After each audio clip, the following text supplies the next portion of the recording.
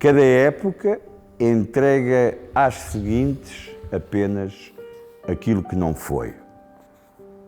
É um tema de reflexão interessante, mesmo para a arte contemporânea, para as suas raízes, para os seus futuros, para as suas ligações, enfim, para os inúmeros atores que a fazem todos os dias das mais diversas gerações, porque, sendo certo que toda a arte é contemporânea, todos os artistas que estão vivos e trabalham, mesmo aqueles que não merecem o respeito da maior parte ou a atenção da maior parte de nós, também são contemporâneos.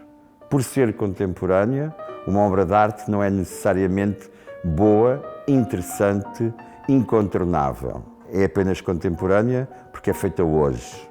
Tintoretto, Bruce Nauman, Picasso, Andy Warhol, são todos contemporâneos. E eu também.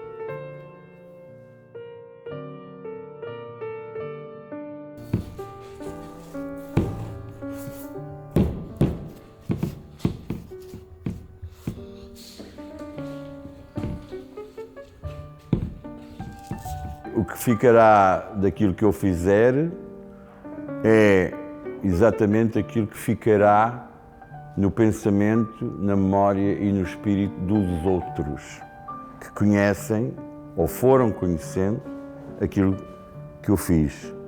Mesmo depois de eu desaparecer, aqueles que contemplarem o que eu deixei serão eles que continuarão a fazer aquilo que eu sou.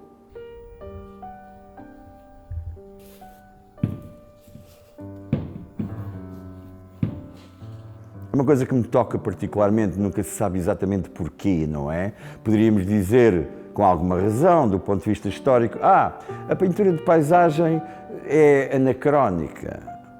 Mas não há nada no domínio da criação artística que seja anacrónico, porque a circunstância da história da arte ter um sistema de classificação e de ordenação ou temática, ou conceptual, ou cronológica, ou com quaisquer outro tipo de critérios organizativos, esse dispositivo mental com que a história da arte classifica a prática dos artistas, a organiza, a sistematiza, é do domínio do pensamento que a história da arte produz sobre a matéria que analisa.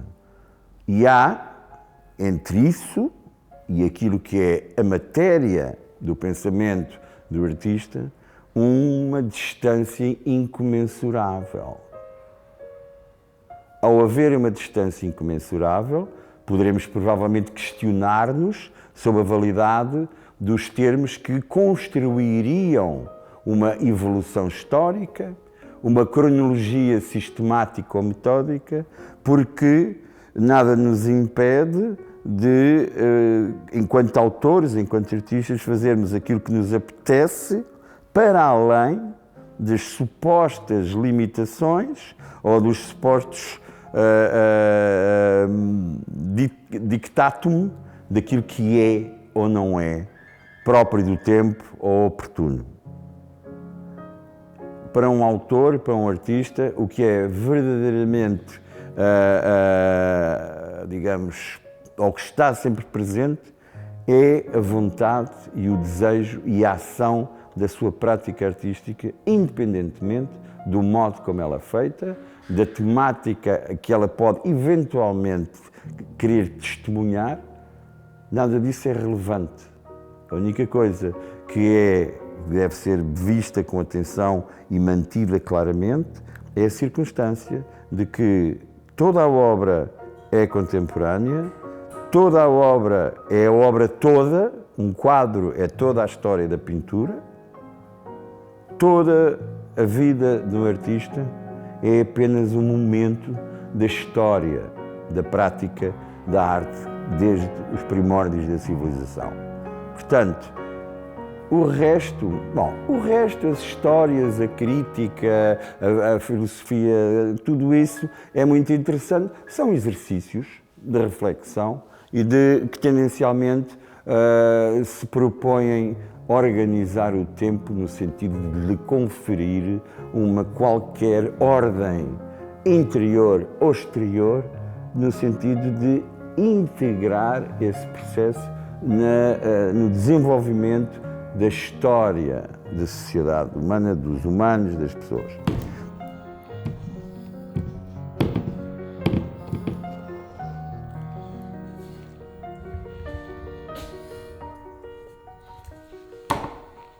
Uma escultura minha de bronze ou com luzes fluorescentes, uma pintura sobre uma porta encontrada no lixo ou uma paisagem pintada em tela, são todas obras de uma inevitável e incontornável natureza clássica.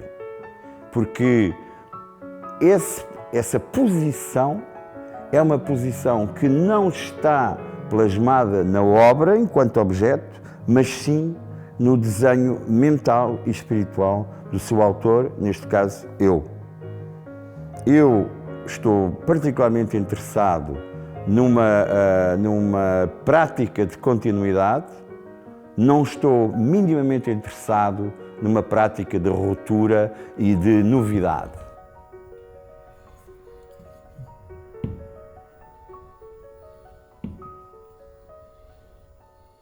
A última ruptura que fez algum sentido e que de facto contribuiu inegavelmente para, digamos, para o desenvolvimento de uma panóplia vastíssima de olhares sobre a prática da criação artística.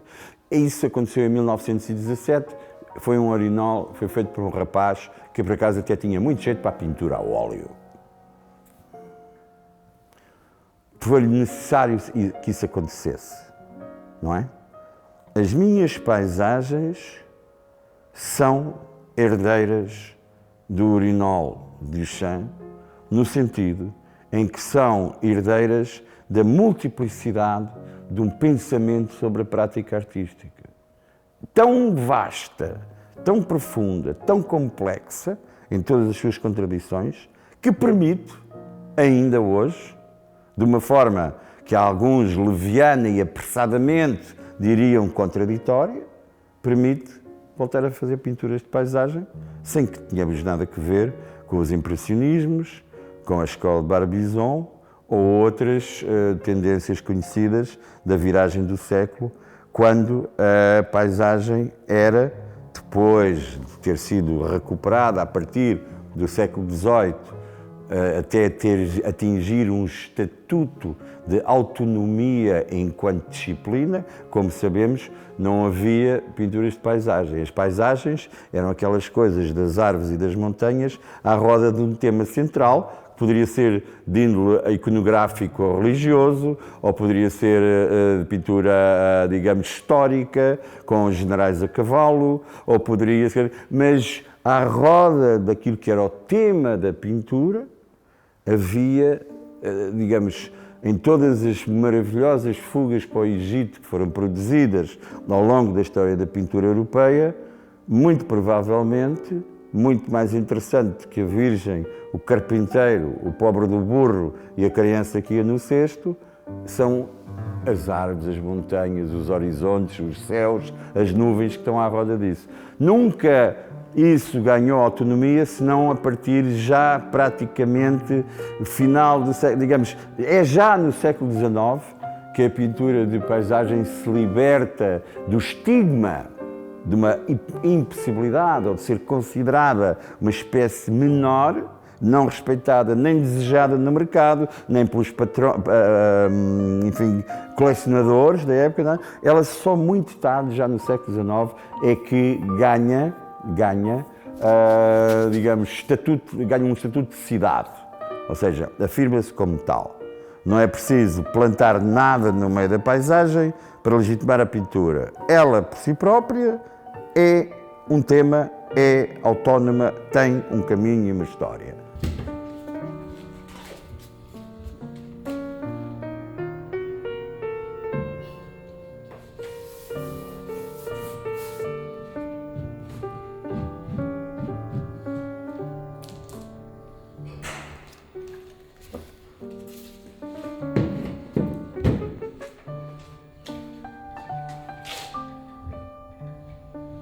eu continuo a pintar paisagens que são abstratas, mas o que é que não é abstrato em pintura?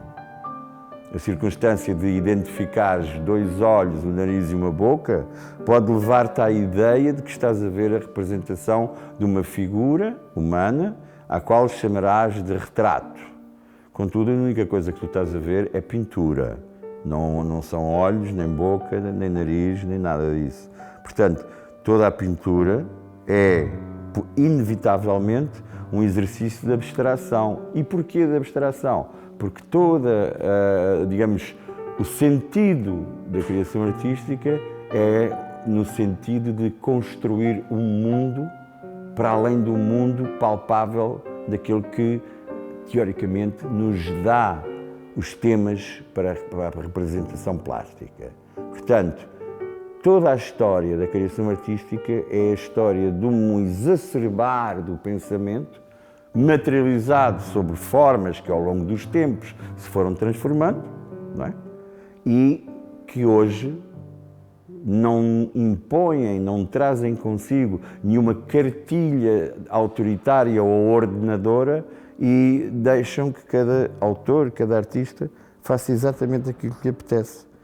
E nesse sentido, a continuidade, o fluxo da criação mantém-se, nunca desapareceu, desde Giotto, desde Rafael, Michelangelo, Cimabue e por aí fora, até o dia de hoje. É um contínuo, é uma coisa, é a prática, é a criação artística. E as intenções vão variando, a disciplina conhece ao longo destes séculos todos profundas e dramáticas transformações, acompanha necessariamente as transformações que são o objeto da própria história, nas suas instâncias políticas, económicas, ideológicas, etc., culturais, mas, ao fim e ao cabo, para responder à pergunta sobre o classicismo, eu não faço nenhum esforço para ser clássico,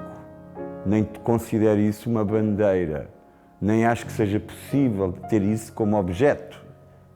É-se, inevitavelmente, clássico, no sentido em que aquilo que perdura é o que liga e não o que rompe. O que perdura é a continuação e não a dissolução. O que continua é aquilo que cimenta e não o que fragmenta.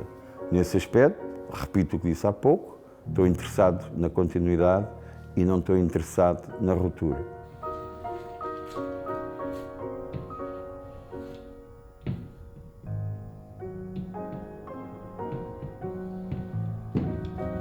Não olho de forma diferente do ateliê para o lugar de expor, nem o lugar nem o tempo me fazem olhar para o meu trabalho de forma diferente. Tive agora em Málaga uma experiência muito real, nesse particular, porque em Málaga expus 264 obras de minha autoria que vêm desde o momento, desde os primórdios da minha atividade, nos anos 80 até à data. E cada uma delas foi como se tivesse acabado de a fazer. Como se tivesse acabado de a fazer. Não há hiatos na continuidade, não há perplexidades na história e no processo de criação e de existência das obras. Todas são iguais, todas são uma só e nenhuma delas é igual às outras todas. Portanto, não tenho olhar diferente sobre o meu trabalho em nenhuma circunstância.